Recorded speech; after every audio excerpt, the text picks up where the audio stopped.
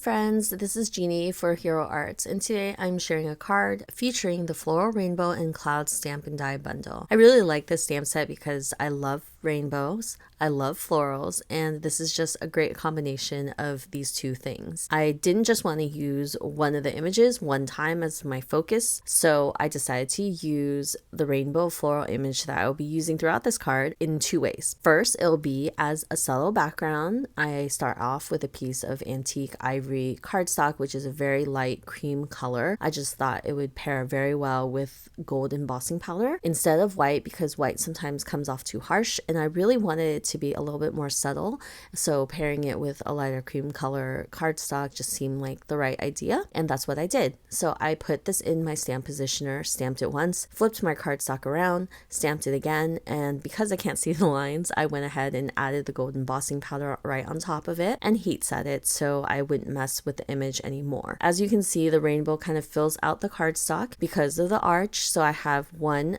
upright and then one upside down. It really creates this pattern in the background that you don't really focus on when you add the focal image to this card, and I really like how it turned out. I also love the details of the florals, which really add to the image itself. I think it's really pretty when you heat emboss it. So those images I won't be coloring, I'll set aside that background, but I will be restamping this rainbow image on white cardstock using intensified black ink because it is alcohol marker friendly. I am going in with my Copic markers to color up this rainbow image, and I am very basic with my coloring because I tend to stick with the natural colors of things. So for the rainbow, I'm going with the Roy G. Biv color.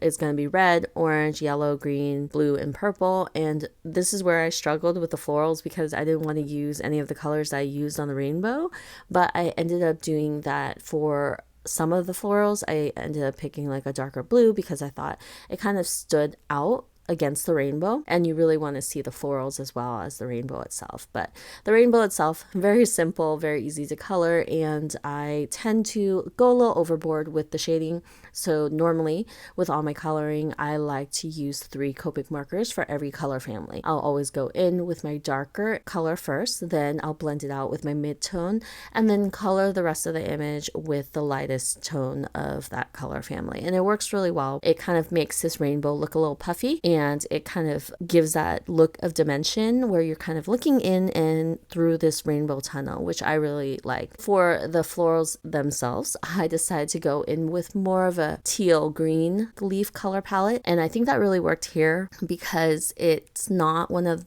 the colors on the rainbow, but it kind of stands out. Then I decided to go in with more of an olivey green, which is very dark compared to the bright green that I use in the rainbow. And then I decided to go to the other end of the spectrum with very light green colors for the leaves. I picked pink because pink isn't used in the rainbow for the majority of the flowers, and I thought that looked really pretty. But I struggled between what I wanted to do. I kind of wanted to stick with white flowers just to be a little bit more neutral. I end up going back over it with like a blue violet color because I didn't love the look of the white flowers, because I think I ended up using a little bit too much of the gray markers, so they kind of looked gray and nobody really wants gray flowers. I was going for white, but it didn't really work. That was my little fix. And of course, I mentioned I used a darker blue for the remaining florals. I do think all the colors work really well together. I always love this combination of pink because it's just really pretty, kind of goes with everything, and you can see that the white florals are kind of gray,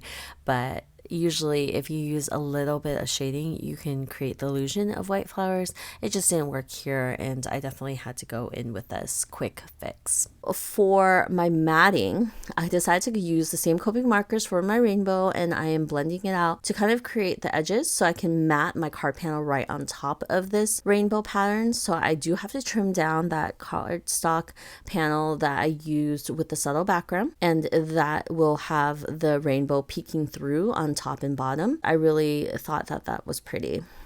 For my image itself, the coordinating bundle has coordinating dies, which will cut out my rainbow, and I am using the compact cutter from Hero Arts, which is perfect for my desktop and for smaller images so you don't have to run it through like a larger machine, less cranking. And then I will be using one of the smaller sentiments because I really wanted the floral rainbow to pop and have its moment. So I decided that going with a smaller sentiment would be perfectly fine because there is a lot of color. Simple sentiment works really well here. Once I have that all together, I will be using precision glue to glue everything down. I am using my Misty to kind of help me mat my panel, and it kind of makes sure that I go edge to edge on a card panel, and if like it's a little long or whatever, I can chop it off on the sides, but most of the time it does really mat it well and it makes sure that nothing's crooked. Then I'll add my floral rainbow, which really steals the show, and I love that it matches the color on the top and the bottom of the card panel. Just really ties everything together.